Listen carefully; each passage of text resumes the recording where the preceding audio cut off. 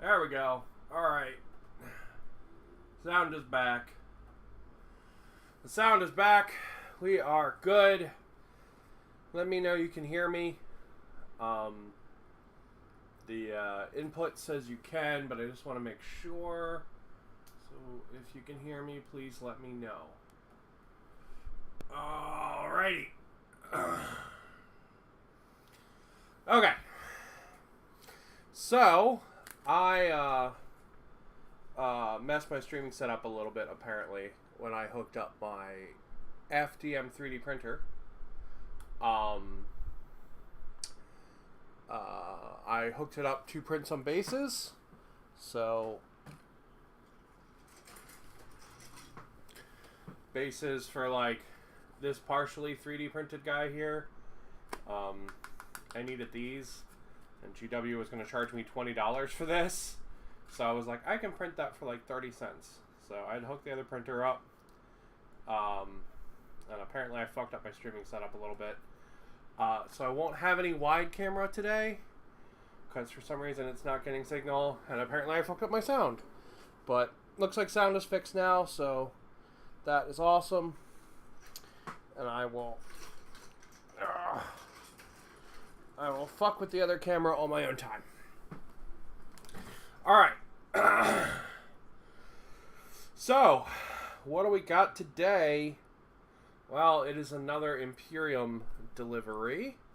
This time it is an extra big one, because we've got 4 issues plus an extra gift plus the deluxe gift. So, pretty awesome.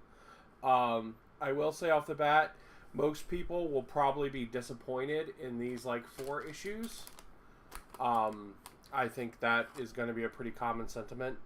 However, these 4 issues contain my favorite piece of terrain twice. So, yeah, I'm not going to complain about that. I think these 4 issues are fucking great. But a lot of people are going to probably bitch about these 4 issues. So, we've got 16. I think this one's 17. We've got 18. We've got 19. And then we got our Premium Kit 1. So, let's go ahead and go do the Premium Kit 1 first. And then we'll get through all these guys here.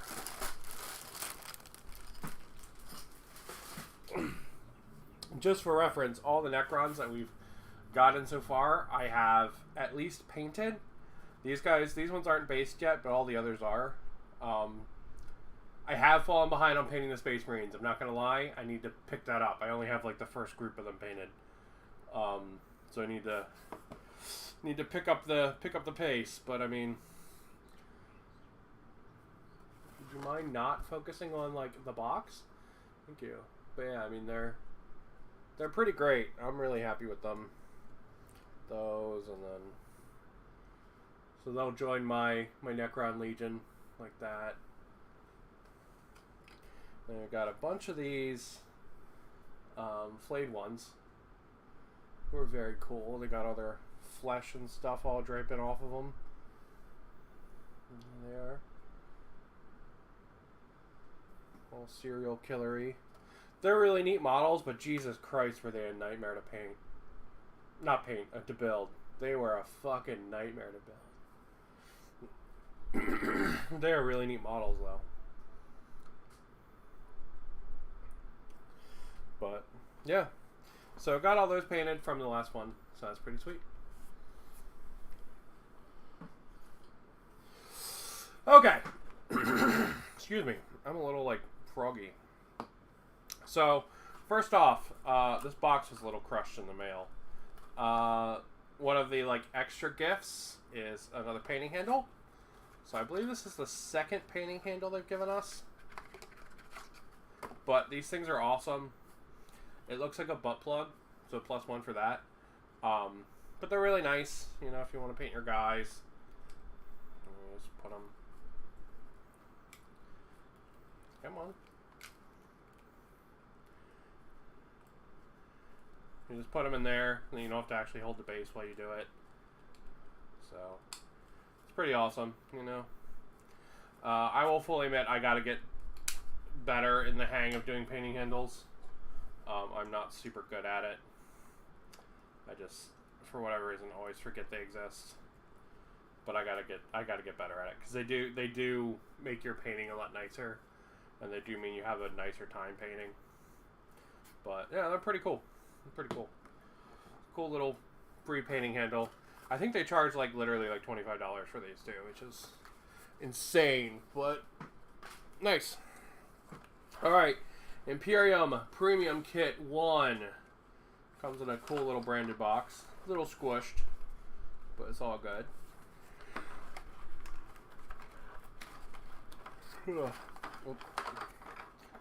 This, so every issue so far you can pay like, I think it's literally like $2 more, and then they'll give you these like extra kits every couple of issues.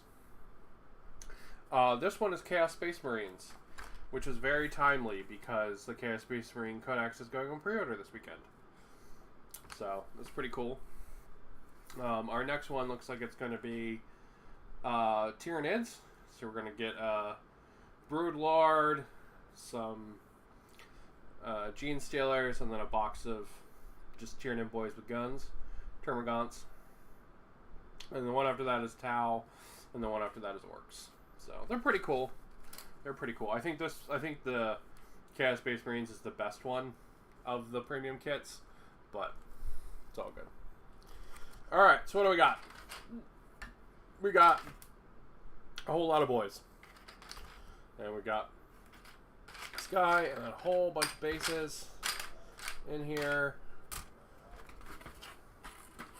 You've all seen bases before. All right.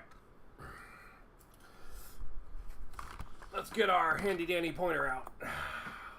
So this is a Chaos Sorcerer. He is like, I'm sure you'll see him in the magazine, but he's like got this big icon he's holding up. Very cool dude. He's got this really cool like Nordic looking backpack. See these little dragons like coming off of it there.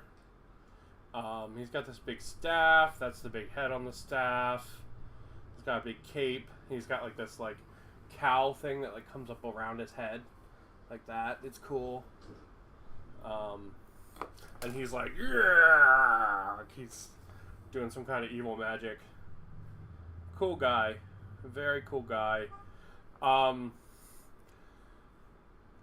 legitimately charges like $32 for this model. Which is funny because fucking Games Workshop's too fucking expensive. Hello! How are the Netherlands? I imagine they are much colder than here in Hawaii. Although, maybe they're not. Maybe it's like summer for you guys. But, like when I think of the Netherlands, I think of like cold and snow, and I don't know if that's true or not, but it's what my brain tells me, though my brain is very dumb. So yeah, he's a really cool model. He is way too goddamn expensive for what he is by himself, so he is a really nice addition here. He's added to this kit because they want you to have some kind of HQ with this box. If you notice, each one of these premium kits, it comes with one HQ and then like some guys and usually some kind of elites. That's sort of the format that each one of those is going under.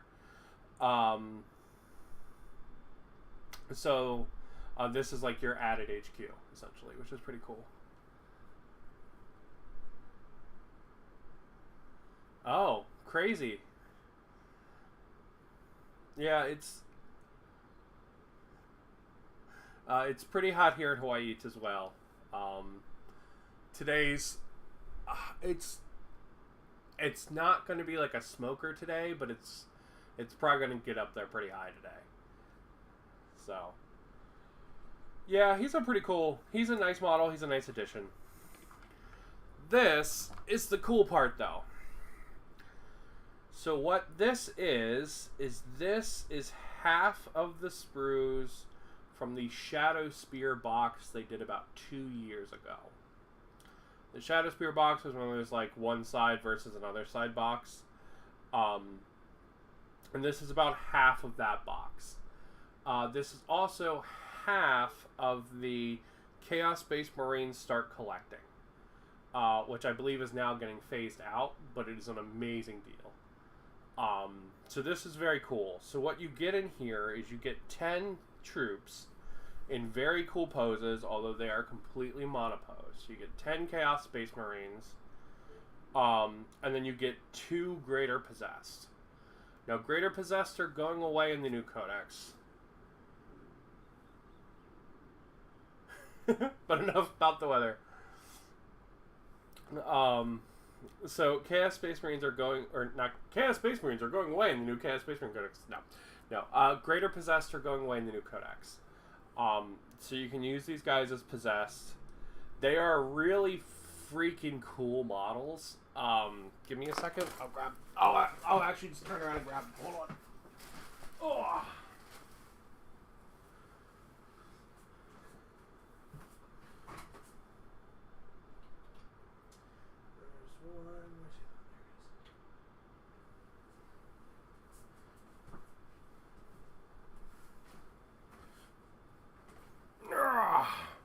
Sorry, I dug out my entire bits box, so my craft room's a little bit of a mess right now.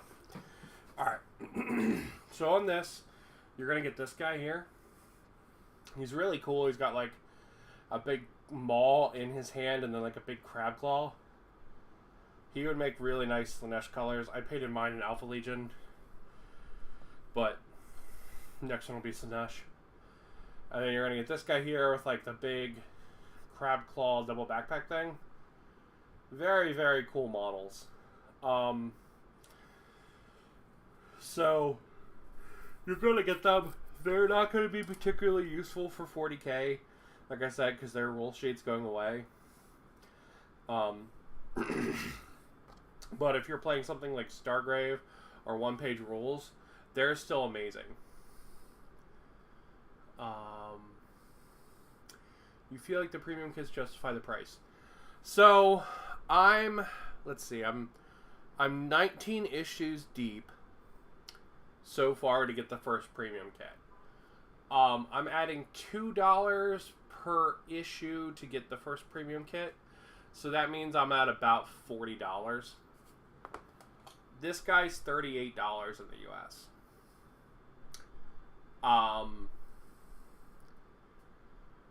So this cost me $2. So I like the premium kits a lot. I think they're definitely worth it if you collect all the armies. Like, if you aren't interested in Tyranids or Tau or Chaos Space Marines or Orcs, they aren't valuable to you. But as a person that literally has a small force of every one of those armies, they're super valuable to me. They're very, very, like, cost effective. And they give you fun, cool models. I mean, that's why I really do Imperium. I enjoy the, like, getting the package of models every month and getting to read the magazines. And I enjoy it as, like, a whole package. Getting to do these streams kind of thing. Imperium is not available here in the Netherlands. Oh, that sucks. Yeah, a lot of these magazines haven't been available in the US either. This is actually the first one that's available in the US. So the first 2 magazines we didn't get, and I don't think we're getting the next one. The, like, Mortal Realms one. I don't think we're getting that one either. So, but we're getting this one, which is cool. So yeah, so you'll get those 2 guys, and then you'll get 10 Chaos Space Marines. The Chaos Space Marines are static poses and static loadouts, unfortunately. But you are going to get a plasma gun. You're going to get a bunch with chain swords and pistols. You're going to get a bunch with bolt rifles, like that one right there. You're going to get a guy with a big, heavy auto gun. And your leader has a chain axe and a plasma pistol. Now, these are all kit bashable very easily and also magnetizable. My leader that I did for the other box that I bought, I magnetized this guy so you can swap weapons on it out. But yeah, it's a nice sprue. It's half of the Shadow Spear sprue. If they had thrown the other half in here, it'd be amazing. it'd be phenomenal. Because the other half has, like, really cool big heavy units on it. But yeah, really, really nice, bro. Alright, let's get to the magazine. Chaos Space Marines. Let's see. Some kind of World Eater guy there, looks like. Maybe a word bearer. The Heretic Astartes. Whether ancient, bitter warriors of the Traitor Legions, or delusional heretics known as Chaos Renegades, Chaos Space Marines are a plague upon the Imperium. From their strongholds in the Eye of Terror, the Maelstrom, and other hidden layers, they strike forth, seeking to tear down the Imperium and usher in a new age of madness and terror. So yeah, we got some cool art there. We got Abaddon the Despoiler there as the art with his Black Legion. There's all kinds of weird stuff in that picture. Oh, there they are, the Black Legion. Under the leadership of Abaddon the Despoiler, the Black Legion have risen to become the largest and most powerful of the Traitor Legions. The Black Legion is made up of countless warbands and of turncoat space marines who have sworn allegiance to Abaddon. The only requirement for one who wishes to join the Brotherhood is a burning hatred of the Emperor and the Imperium. Since the Horus Heresy, warriors from other Traitor Legions and renegades from many chapters have donned the black and gold of Abaddon's war host.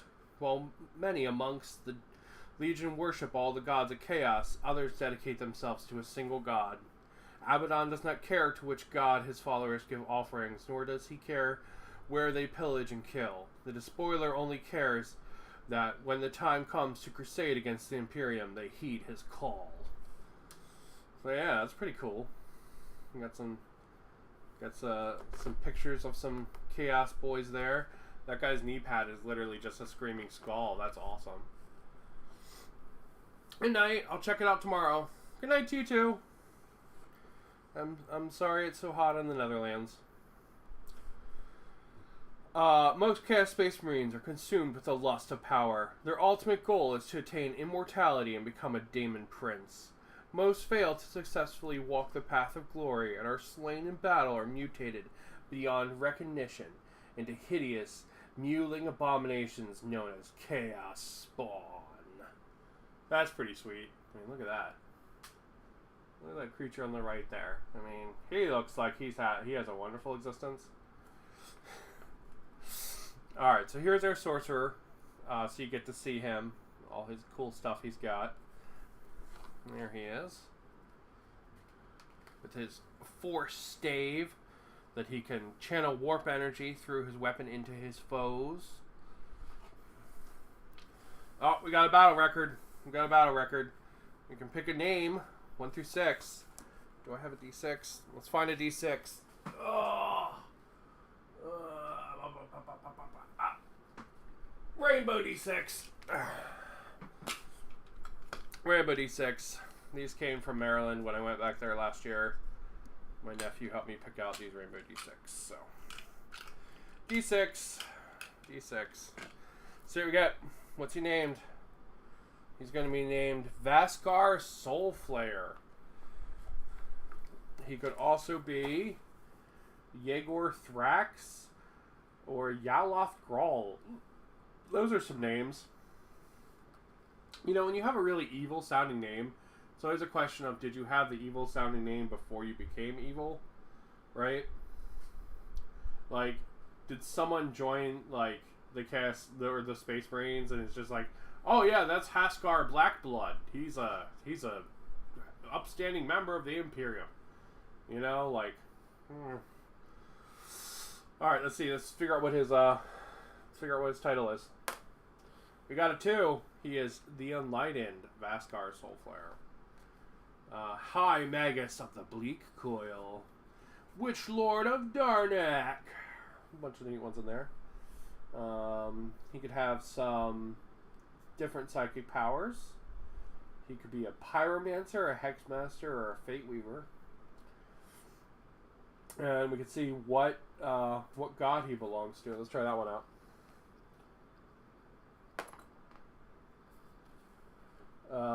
5. So he is a follower of Chaos Undivided. So, okay. I want to call this out because it's actually really cool. There are 4 main Chaos Gods.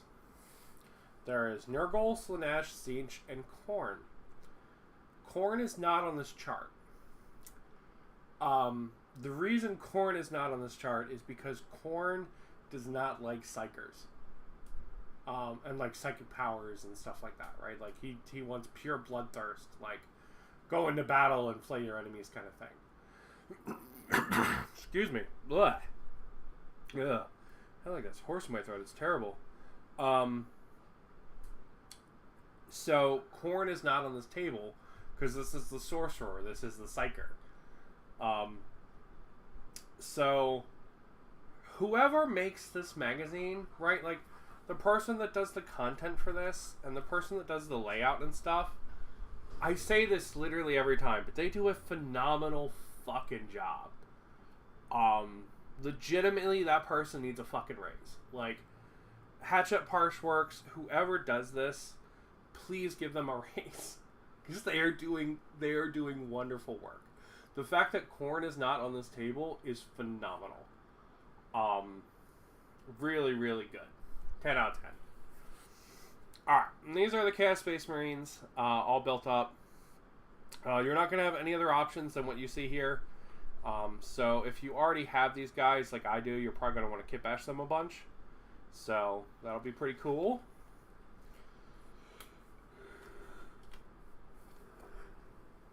We got a battle record for the Chaos Space Marines. They can be the Soulbound Slaughterers, the Hateful Apostates, or the Hellfire Flayers. They could really hate Adeptus Sororitas. Hey, congratulations. They're just like, you know, half the fucking incels on the internet. Or they could really hate the Mechanicus, I guess. Oh!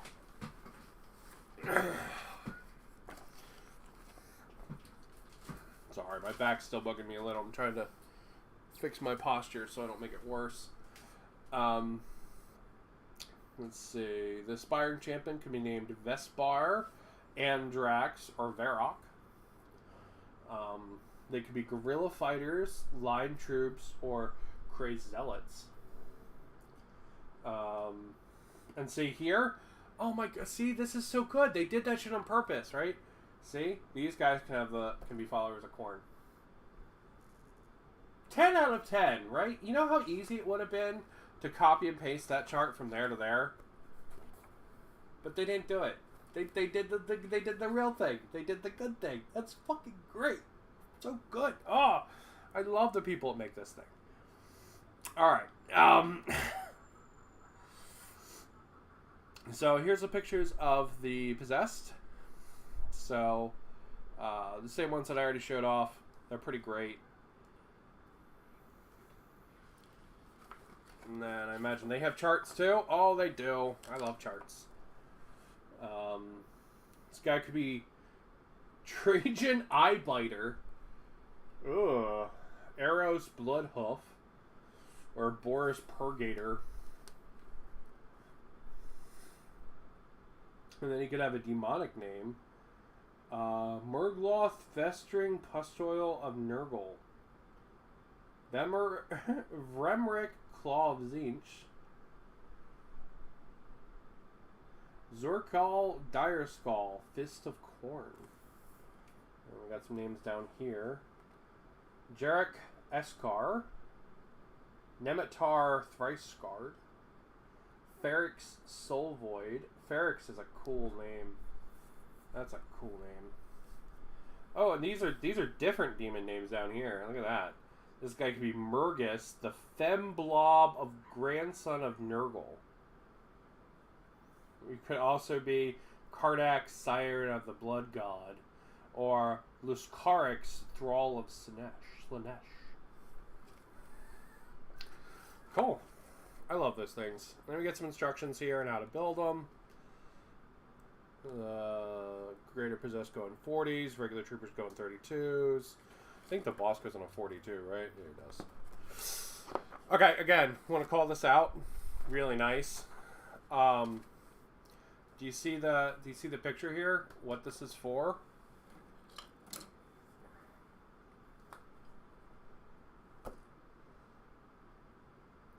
That way you can tell. If like you're not familiar enough with 40K to do it at a glance, you can tell which base is which by just putting it over the picture.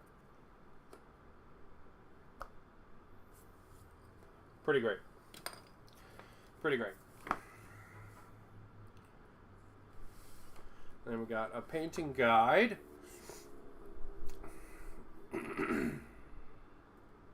These are all the paints that you have so far. And base coats. Base coats. Oh, that's a pretty cool one. They're showing you how to do glazes. How to make, basically how to make a glaze. Out of water and stuff, so that's pretty cool. That's the most advanced painting they've shown yet, to be honest.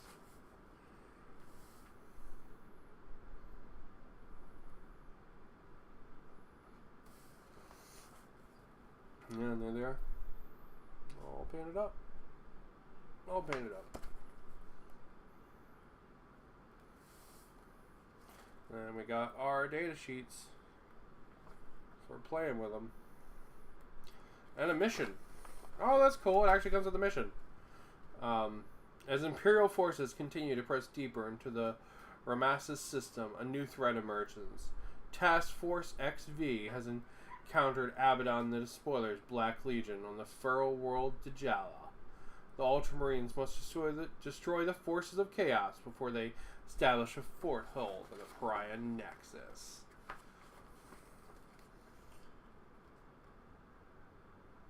Okay, so this like thing here, this is like a regular 40K mission. That's what this is like.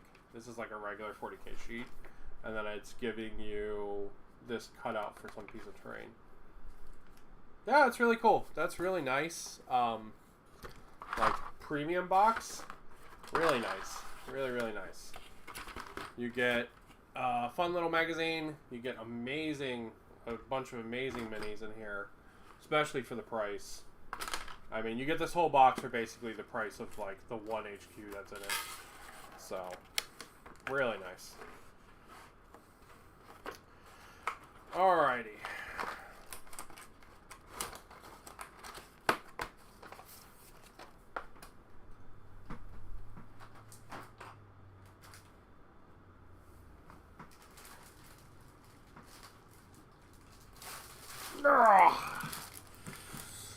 On to the real magazines.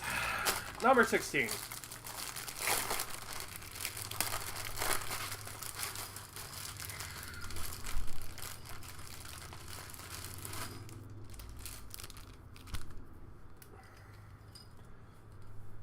We've got 5 more Assault Intercessors.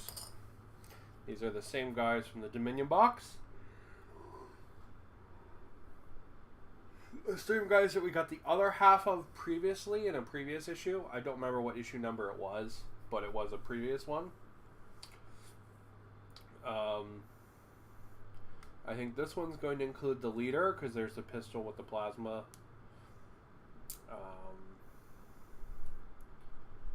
And yeah. Pretty sweet.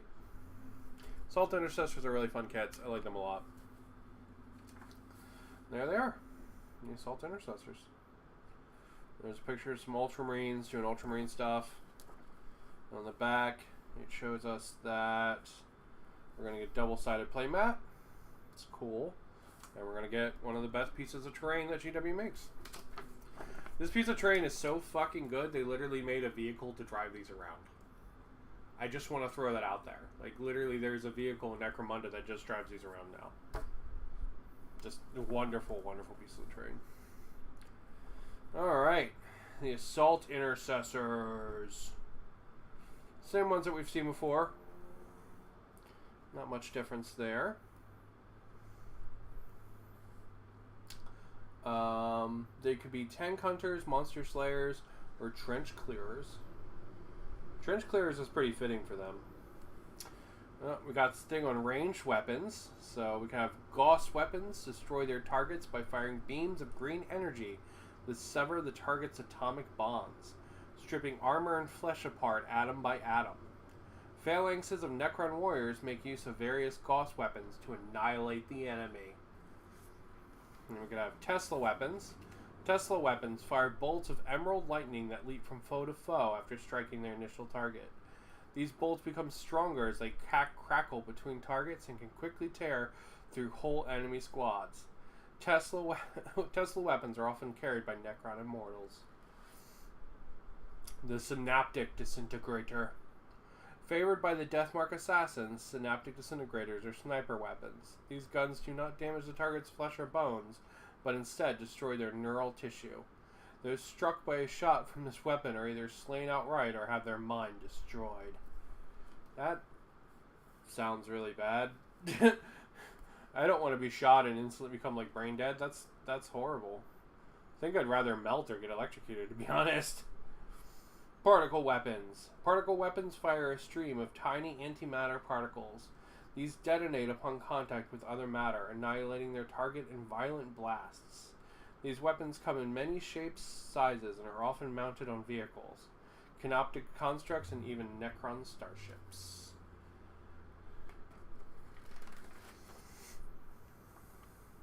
Oh, there's more. Okay. We have Doomsday Weapons. It's its own classification, apparently. Doomsday Weapons are plasma-based and possess incredible destructive potential. They are power-hungry weapons capable of obliterating even the most well-armored tank with a single shot. Stilt-legged canoptic Doomstalkers are designed specifically to carry these weapons, which are mounted atop their carapaces. These are really cool kits. I've got one of these. It's really cool. He's fun on the tabletop, too.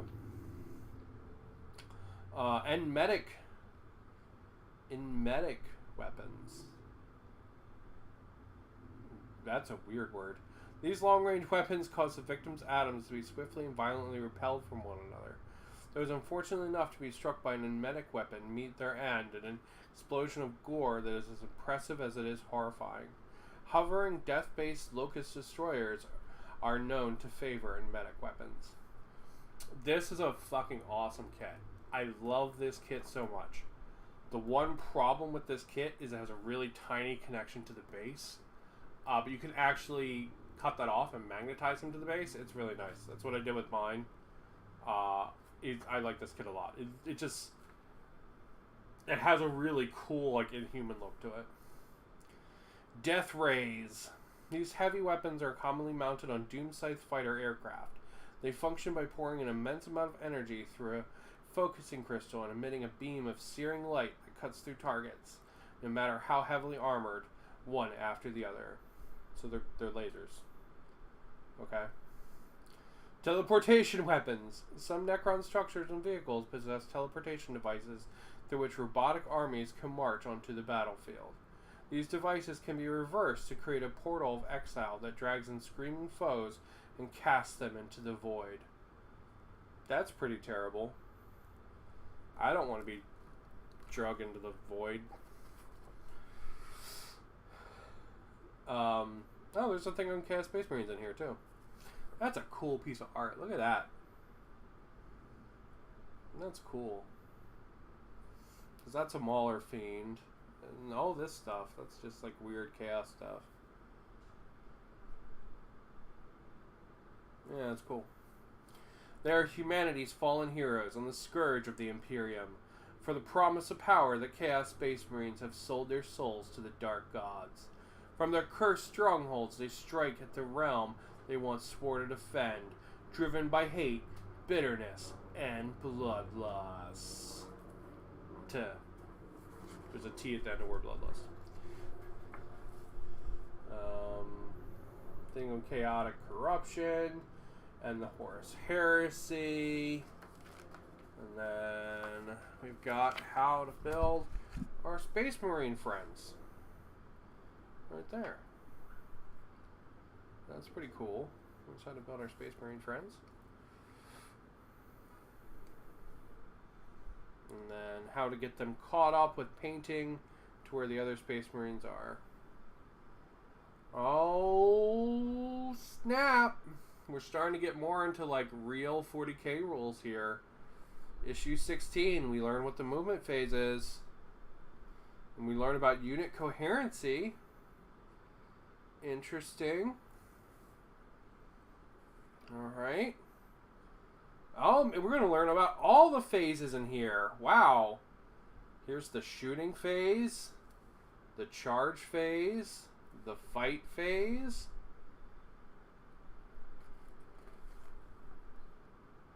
And then we get a little mission.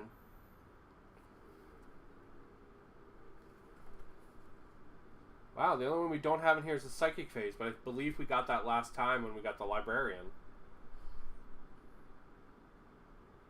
Yeah, that's really cool. There's stuff on rapid fire weapons, how to do the attack sequence, how to charge, how to fight. It's really interesting that we went from like tiny partial data sheets to here's actually how to do the phases. That's really neat. Oh yeah, look, the mission playthrough is starting to change too. See, we're moving and we're shooting and stuff now.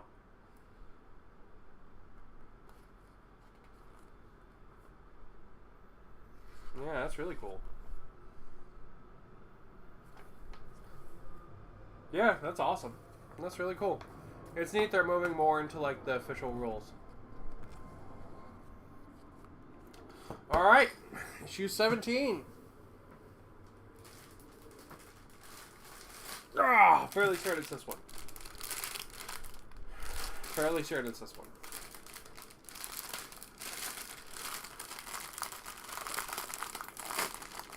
Ugh.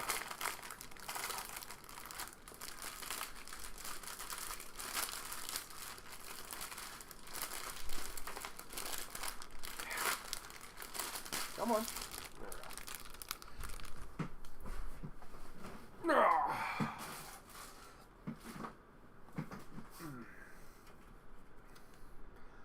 Wonderful sprue. Wonderful sprue. This is the container sprue. In it you get 4 crates, you get 3 barrels, and 1 big like heavy container. I'll say what I said about these sprues last time. This is my favorite piece of terrain from GW. These things are so versatile. I've hollowed these out to turn them into shops. I've got one I'm turning into a shrine. You can cut them in half and use them as doorways. Or you can stack them up and use them as like a stack of shipping containers. They are wonderful. They are so wonderful. There's really no wrong way to paint these. They're like this is like literally the best terrain sprue GW makes right here. We've got one of these so far in Imperium, so I'm super happy to actually have a second one. They're really nice. 10 out of 10 for these. These are about $15, right? So, because I think if you get 3 of these in a box, it's like $55. So maybe they're a little over $15. So the cost of the magazine, I think, is just slightly under the cost of the sprue. So, it's pretty good.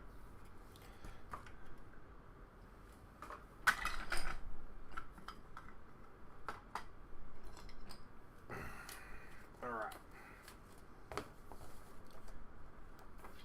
Let's see what this is first, because it's, like, loose. Oh, there's a thing on the different dynasties. That's cool.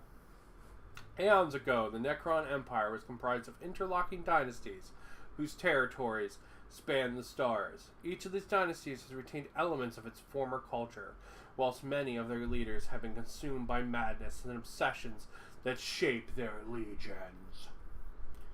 The Cesar Dynasty, this is the Silent King one. The Cesar Dynasty are the dynasty of the last of the Silent Kings, and they possess ancient treasures and terrifying super weapons. They are at the forefront of Necron expansion, waging war on hundreds of fronts. Many lesser dynasties have pledged their allegiance to the Cesar Khan and have been absorbed into their ranks. And the Mephrit Dynasty. The Mephrit Dynasty are infamous in their destructive excess. In the time before the Great Sleep, they used their star-killing weapons to destroy entire systems. They do not seek honor or respect, but only wish to be feared by their rivals. The Nihilak Dynasty? The Nihilak have always been one of the richest Necron dynasties and have channeled their wealth into creating vast legions armed with the finest of weapons.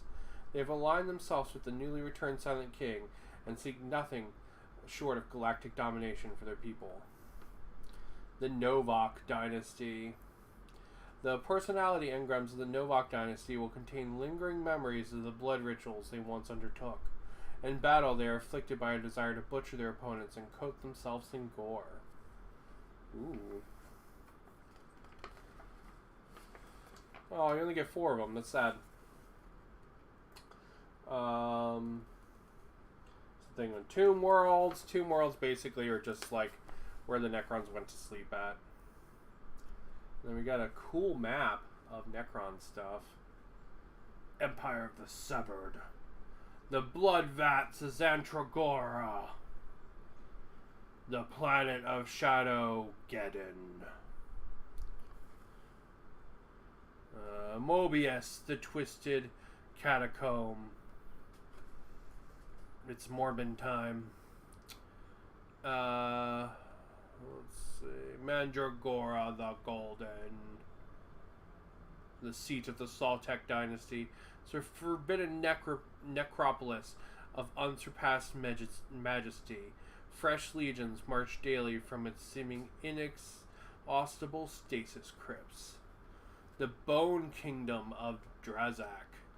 Here rules the Valgul, the fallen lord, from his throne of splintered bone. With his one good eye, he surveys his channel kingdom of horrors. It's pretty cool. I like maps like that. They give you cool ideas to come up with, like, backgrounds for your guys. Right? It's really fun. Alright, we got some Imperium. Let's see what we get. Ultramarines. There's a grudges table here. You can say people were wounded by canoptic scarabs, or focuses fire on flayed ones.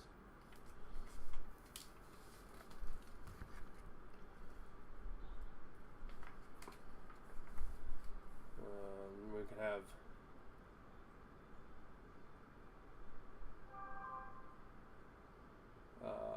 injuries and losses. Hold up one sec. Oh. Let's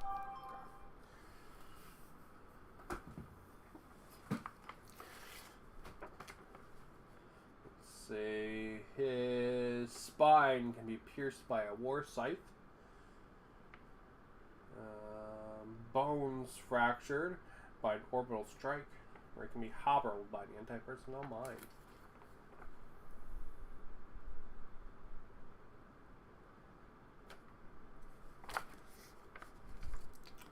Alright, I think on outcasts. Flayed ones are twisted in both mind and body by the Flayer Cursed. They exist within their own extra-dimensional realm, merging only to feast on organic flesh. They are able to sense when their Necron kin are at war and appear unbidden to slaughter, feast, and take gruesome trophies from the fallen. Of course, as machines, they can never hope to satisfy their eternal hunger. Many Necrons are afflicted by madness, yet there are some whose insanity is so fearful and disturbing that they're shunned even by their own kind. So one in the Destroyer Curse? Yep. Scorpek Destroyers are members of the Destroyer cults, with 3 sharply pointed legs and hyper-phase blades fitted to their arms. Though their forms may look ungainly, they appear graceful in the battlefield. whirling and pirouetting through the enemy lines and leaving a trail of blood and gore in their wake. They, like all destroyers, are utterly consumed by their hatred of organic life. They rarely respond to the orders of Necron nobles unless they contain a promise of slaughter, but they can be relied upon to butcher the living. Low-cursed destroyers are Necron's Immortals or Lichguard who have had their bodies modified to help them annihilate living beings with even greater efficiency. With the aid of the Necron Cryptek engineers, those who become low-cursed destroyers are fused to a floating chassis that allows them to traverse the battlefield swiftly. This new form has the added benefit of providing a stable weapons platform from which they may fire their gigantic Gauss destructors or Enmetic exterminators with unerring accuracy. I don't know if we get one of those in Imperium, but I hope we do. They're really nice models. We've gotten these already. Same with these. I hope we get these. I actually don't have these. I would really like a box of those. Other types of destroyer. There are many forms of Necron destroyer, each of them utterly horrifying. Hexmark destroyers are formerly Deathmark snipers who now sport 6 arms, each grasping an emetic disintegrator pistol. Phidian destroyers, meanwhile, are more reminiscent of canoptic constructs with snake-like mechanical bodies, bladed arms, lethal obsidian claws, and the ability to phase through solid objects. Yeah, I really hope we get a box of these. This is a beautiful model. I love this model. I got one of these when he first came out because they're such a cool fucking model. But I really do hope we get one of these. Or get a box of those. I think there's like 3 or 5 of them or something like that. The worlds of the Imperium. Oh my god, look at that lady's face. That is so unfortunate.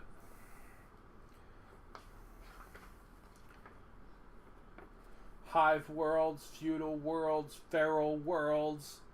Surprised there's not a thing on Death Worlds or Pleasure Worlds. Or like... So, there's a lot more types of worlds than what's shown here. Hive Worlds are basically like giant cities. Feudal Worlds are... They come in a couple different flavors. Sometimes they're like just technologically moved back. Like if you counted Earth right now would be a feudal world. Sometimes they're like ancient night times, right? Like the level of technology is like insanely disparate in these things. So they could go from like modern day to, you know, ancient nights kind of deal. Feral worlds are like, they're basically like Mad Max essentially. Then you also have like Death Worlds, which are like just considered too inhospitable to live on, and you have Pleasure Worlds, which are like Hawaii, right? Like they're beautiful, they're really nice. Like essentially they're used as like vacation places and stuff like that for rich people, essentially. There's also ones that are like big religious hubs and like ones that are giant batteries and all kinds of crazy stuff. Alright. Here's our how to build a crate. We already got instructions for this last time. It's showing us how to paint. I want you to paint the crate pink and then do a dry brush over it. And then do some weathering. There's some instructions for doing weathering. That's really nice. Yeah. And then we're secure in the drop site.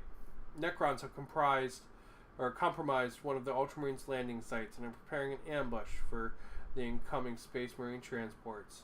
The Primaris Librarian must drive the Necrons back and deactivate the landing beacon before his allies descend into the jaws of the Xenos trap.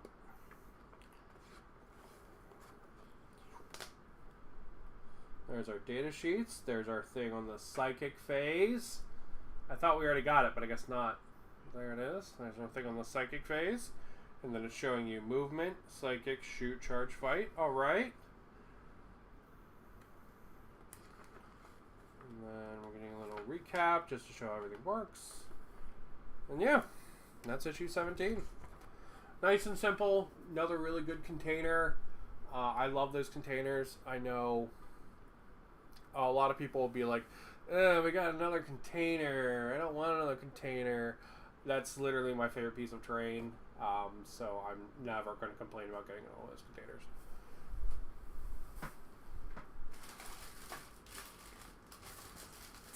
Yeah.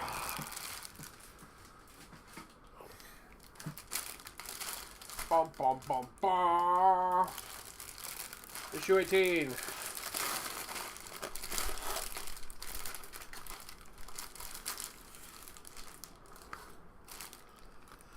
What do we got? Big base. Is that a 50? Is that a 60? Hold on. This guy here's what a 50? Yeah, he's on a 50. Okay, it's a big base. We got a 50, and we got this HQ, who I think is riding like a big spider thing. A bunch of little legs there. I think there's parts of the spider there. I think it's like fused into his back, and he's like riding on it. Oh, it's a cool looking Sprue. Alright, we got our big mat. We'll take a look at that a little bit. Yeah, there he is. Yeah, he's riding on like the spider, but the spider like goes up and like plugs into his back. Which is pretty cool. That piece of art is unfortunate though. He's kind of really squished head there. Technomancer, Cryptek Commander. The Technomancers belong to the ranks of the Crypteks, Necrons who are masters of science and technology. They specialize in repairing damaged Necrons and canoptic constructs on the field of battle. They are also lethal warriors in their own right. It's pretty cool.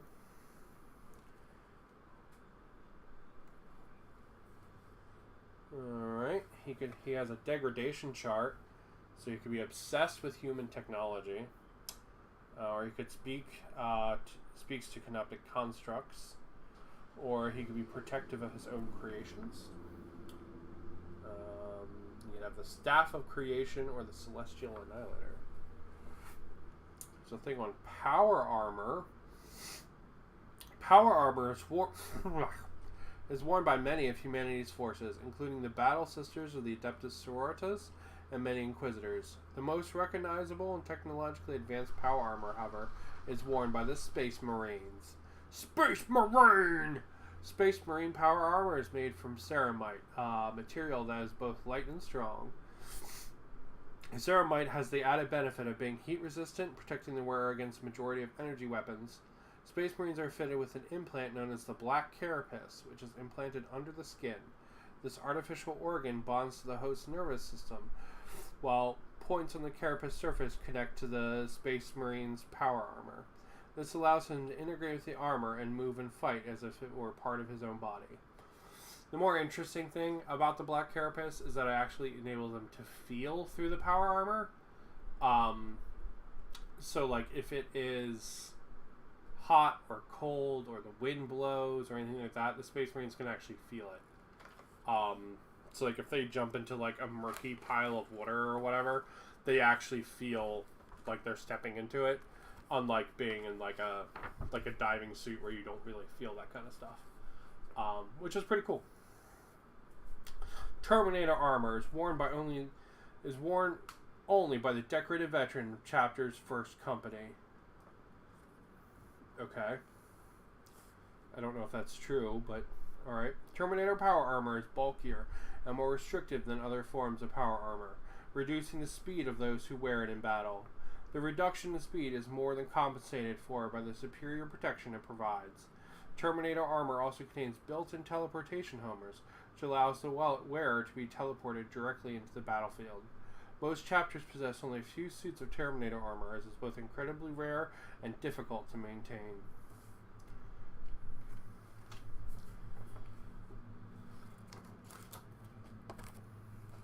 Tacticus Armor. It was created by Archmagus Dominus Belisarius Call. I love Belisarius Call. A lot of people say he's like a huge Mary Sue character, but I absolutely love him, because he's a little bit of a Mary Sue, but he's really Merlin from like, you know, like ye old night times. Like, he is the Merlin character of 40k, and I like that a lot. He's very fun in all the books because of that. Belisarius is called the Adeptus Mechanicus. It is designed to equip Primaris Space Marines, those Space Marines deployed across the galaxy as part of the Dominus Crusade. Tacticus Armor combines ancient technology utilized during the earliest days of the Imperium with newer developments in power armor. Intercessors, who are the battle line troops of most Primaris Space Marine forces, go to battle clad in suits of Tacticus Armor. Tacticus Armor, however, is more modular than many other forms of power armor. It can be adjusted for different roles, be it scouting and reconnaissance, frontline combat, or heavy fire support. Modified suits of Tacticus Armor, such as the Phobos Armor worn by the Primaris Vanguard and the heavy Gravis Armor worn by the Intercessors, are common. Tacticus Armor is also their attempt to, like, true scale the Space Marines, because they thought they looked kind of like too dumpy otherwise.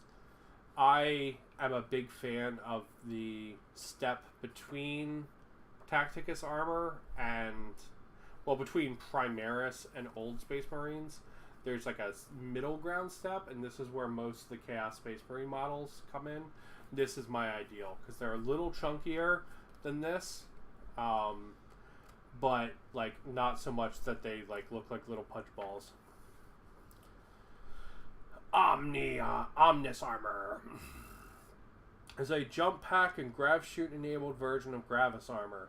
Omnis Armor also incorporates elements of Phobos pattern armor, making it lighter and quieter. Omnis pattern armor is utilized by suppressors, or heavy weapon carrying jump troops. They don't have like jump, like backpacks, like jetpacks in the normal sense. They have like jump boots and like gravity wings, kind of. It's weird. I think they look really cool. They have really cool big like chonk legs. Big fan of the chonk legs. I actually don't have a set of these guys. I hope they come in Imperium. I would really like a set of them.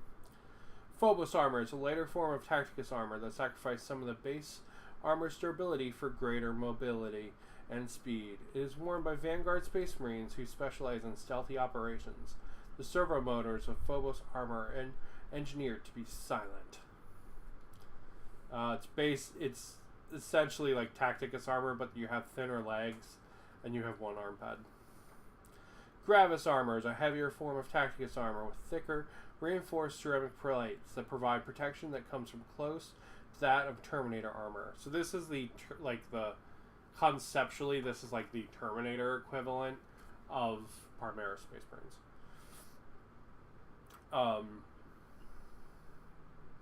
So that of the Terminator Armor. Aggressor and Eradicator close support squads wear Gravis Armor in battle, as do some Primaris captains. Oh, we got a thing on the Drukhari.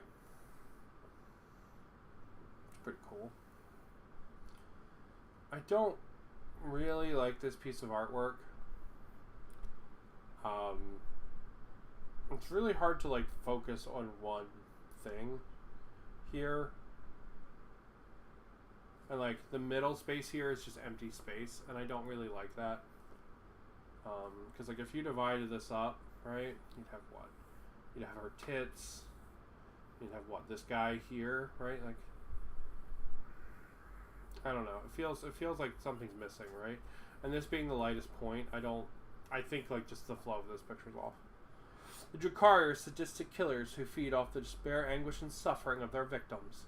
Piratical slavers, they raid their unsuspecting enemies with lightning speed before vanishing back to their lairs of Kamara, the twisted city that lurks deep in the webway. Kamara is a really cool piece of lore. It is essentially like it's like a city of sin they build, but like parts of it don't make sense, and like there's all this like weird magic and stuff. Kamara is really neat when you read about its lore. I actually don't like elf factions in like anything ever, like in any setting. I always hate the elves. I actually really like the Drukhari. I think their lore's really neat because essentially most of them are like damned, essentially.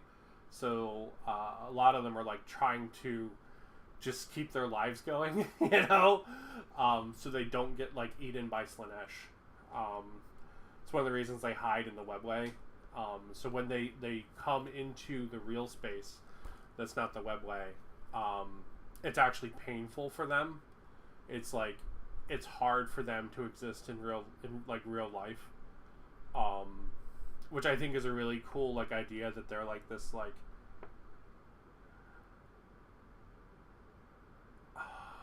they're like this dream nightmare that lives outside of time and space.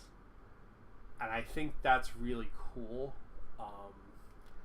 I would really like to see their model range like more play up the body horror. They have a little bit of stuff in their thing that plays up the body horror, but I would love to see them have like a unit of like slaves that's like all just like stitched together monstrosities, right? Stuff like that would be really cool. More stuff like the Talos. This is a Talos. More stuff like that in the line would be really neat too. But yeah, I don't normally like elves, but I do actually really like the Drukhari. In the prior Nexus, many worlds have been scoured of life by Necrons. Deep in the ruins of an Imperial Forge world, the armies of the Adeptus Mechanicus attempt to recover valuable weapons, technology, and equipment before it is discovered and destroyed by the Necron foe. Okay, so we got a little story there. I really like this magazine, especially like if you have, I don't know, like a teenager or something that's trying to get into 40K, right? Like this is an awesome, excellent gift for like a teenager that's doing that, like 15, 16-year-old. Because it goes through all the story and it gives them things to look up and like it shows them the basics of painting and how to put the models together and like it's really nice. Really, really nice. Hunting the Technomancer. The battle for Megaria spilled out across the moon's abandoned refineries and mines. Necron Technomancers patrol the battlefield, repairing damaged and falling Necrons. The Primaris Lieutenant has been tasked with hunting down and destroying these Necron engineers.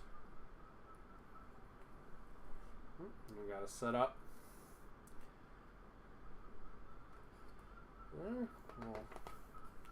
Little different battles to have. Pretty cool. New models, new paints, new scenery. Burr, burr, burr, burr, burr. Now, looks like issue 20 is going to be paints. We're going to get Corn Red and Troll Slayer Orange.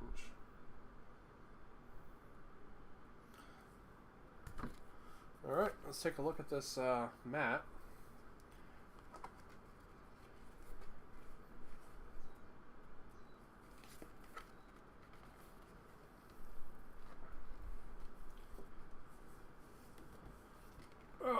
It's gonna be really hard to get on camera. It's pretty big. It's like Kill Team mat size. That's pretty cool. Got some Imperial terrain there. It's like a moon on one side, and the other side is like a dark thing. We got some pipes. That's pretty cool. That's pretty cool. I'm never a fan of like mats, right? Like just make this a mouse pad, please. But it's still pretty cool. You know, if they're not going to give you like a full mat, it's better than nothing.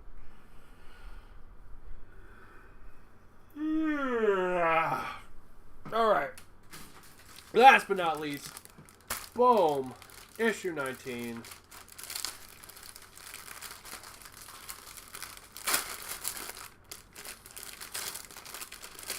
chaplain on the front of this one. And we got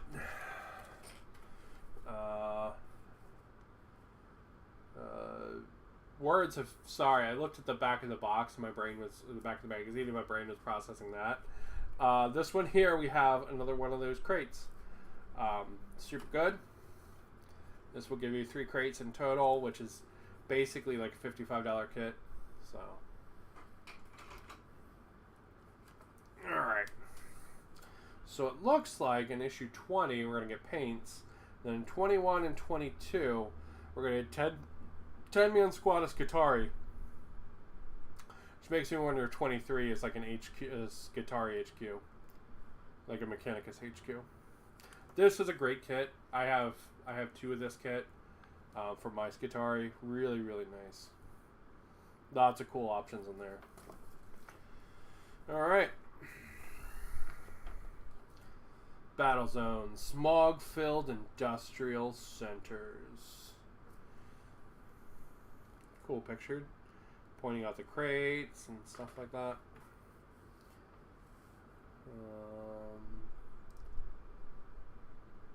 The battle record of Megaria.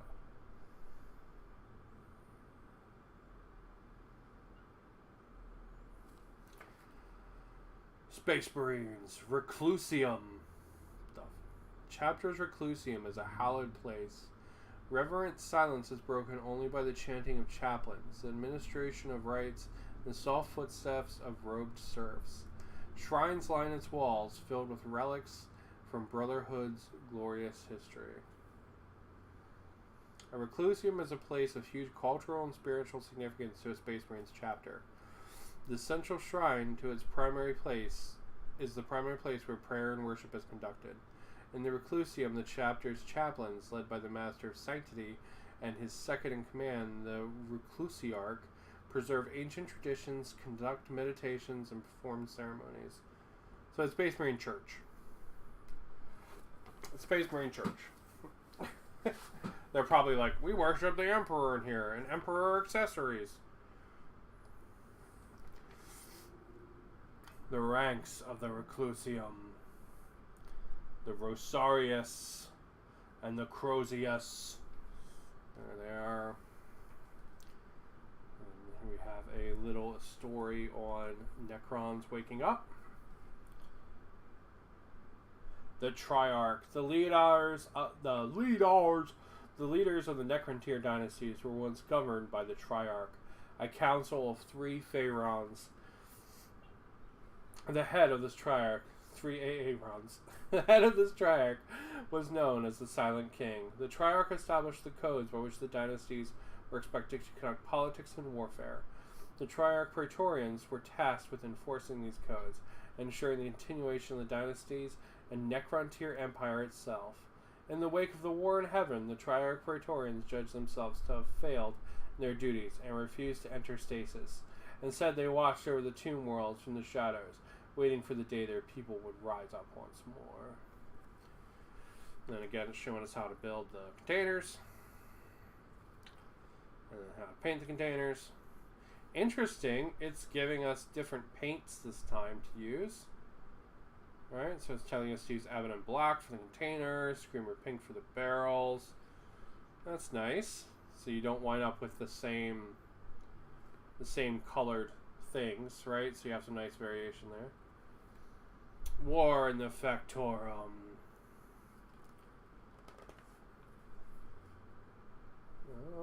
Okay.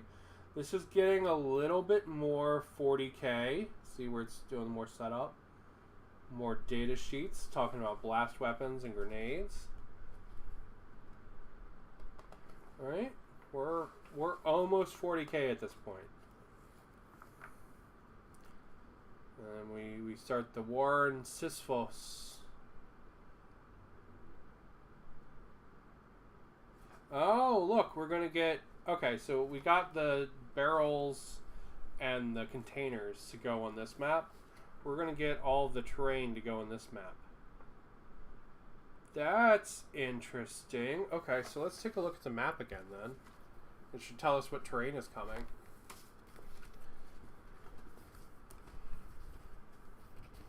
Okay, so one side doesn't have any terrain printed on it. The other side, it's got a building here in the corner. This building there in the corner. We've got a set of the pipes there. We've got this big boy here. He's like a big energy generator thing. And we've got another building there. Nice. So I guess that's the terrain we can look forward to. These sets of pipes are fantastic. They're really, really good. Those are really, really good. I don't have any of those, so I don't know if it's cool. I don't have any of these buildings, so I don't know if they're cool. But those pipes are fantastic. Ooh, there's other stuff in here that we can see. Hold on. Alright, so these are Immortals. Right? This looks like Immortals to me. There's a big spider. A big Necron spider. That's cool. And then some kind of flying ship thing. It's also really cool. And then over here we have a unit of Skitarii. We have the Mechanicus leader guy.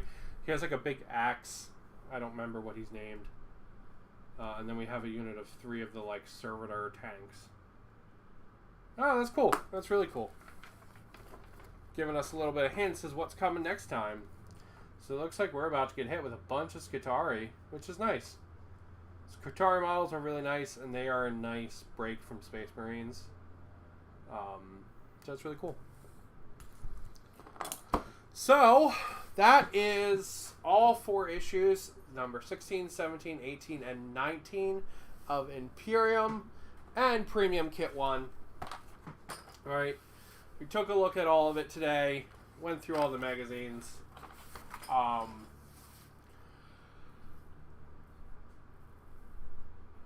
Excuse me.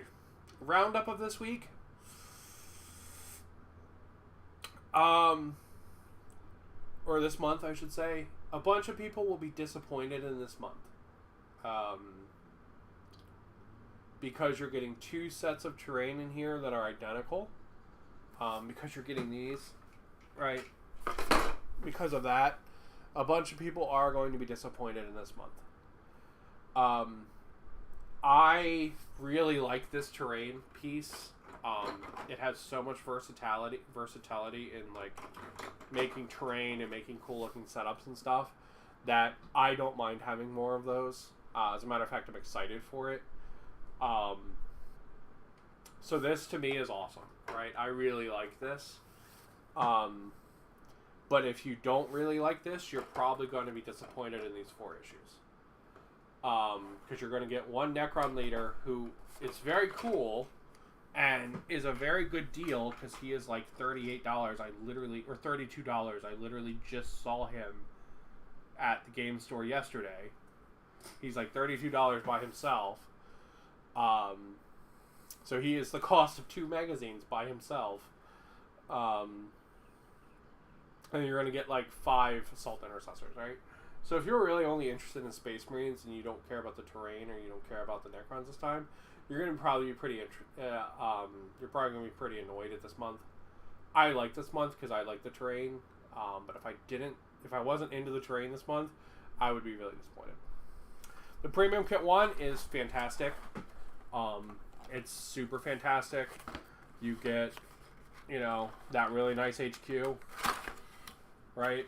You get the really nice HQ like I talked about and we went over him. He's fantastic. You get 10 Space Marines and 2 Greater Possessed. The Greater Possessed are losing rules in 40k, but I mean, they still have proxies that you can use them as in Grimdark Firefight and in Grimdark Future from 1-page rules. Highly recommend you check those out. And they have great analogies as well in Stargrave, which is fantastic too. These guys are monopose, which is kind of a letdown. So if you have them before, that kind of sucks. But they are also very, very easy to kit bash. These models are. So can't really complain because they're really nice. Really, really nice. Especially if you have a normal box of like the multi-part Chaos Space Marines. If you have that, you have a ton of leftover options to kit bash with these guys. So that's really good. So yeah. I think this month is a win. Discounting the premium kit, I think last month was probably stronger because you got the flayed ones and everything like that, and they're like a $60 kit by themselves. Not even counting anything else you got. So I think last month was probably stronger. But this is still a great month to me because I like that terrain, right? Because I'm so excited for this. I think this is a great month. But I'm going to go ahead and I'm going to call it there. Thank you guys for watching. Hopefully this was fun. Getting to see everything, getting to see me read it all and all that nonsense. Hopefully it was fun. If you have any questions, hit me up. And I will be streaming again tomorrow at 10. Probably, maybe a little later. We'll see. But I'll be streaming again tomorrow. Gonna have some fun. Gonna have a good time. And yeah, I'll go ahead and I'll call it there. And yeah, we're gonna keep on keeping on.